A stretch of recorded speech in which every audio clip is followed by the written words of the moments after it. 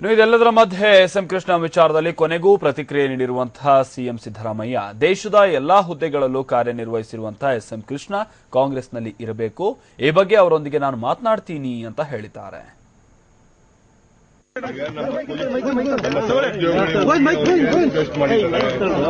ಅದನ್ನ ಪ್ರಶ್ನೆ ಮಾಡಬೇಡಿ ಅಂತೇಳಿ ನಿಮ್ಮ ರಾಜೀನಾಮೆ ವಾಪಸ್ ತಗೊಳ್ಬೇಕು ಅಂತ ಒತ್ತಾಯ ಮಾಡಿದ್ದಾರೆ. ಎಸ್ಎಂ ಕೃಷ್ಣ ಅವರು ಕಾಂಗ್ರೆಸ್ನಲ್ಲಿ ಬಹಳ ದೀರ್ಘಕಾಲ ಇದ್ದಂತವರು.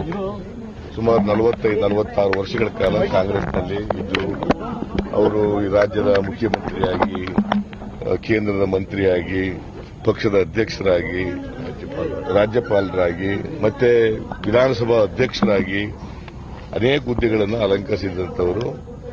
ಅವರಿಗೆ ಕರ್ನಾಟಕ ರಾಜ್ಯದಲ್ಲಿ ಗೌರವ ಇರ್ತಕ್ಕಂಥ ಒಬ್ಬ ರಾಜಕಾರಣಿ. ಸೊ ಅವರು ಕಾಂಗ್ರೆಸ್ಸಿಗೆ ಈ ಹಂತದಲ್ಲಿ ರಾಜೀನಾಮೆ ಕೊಡಬಾರದು ಅಂತೇಳಿ ನನ್ನ ಒತ್ತಾಯ. ಅವರು ಕೊಟ್ಟಿರ್ತಕ್ಕಂಥ ರಾಜೀನಾಮೆಯನ್ನು ವಾಪಸ್ ಪಡ್ಕೊಳ್ಬೇಕು, ರಾಜ್ಯದ ಹಿತದೃಷ್ಟಿಯಿಂದ, ಕಾಂಗ್ರೆಸ್ ಪಕ್ಷದ ಹಿತದೃಷ್ಟಿಯಿಂದ ವಾಪಸ್ ತಗೊಳ್ಬೇಕು ಅಂತೇಳಿ ಒತ್ತಾಯ.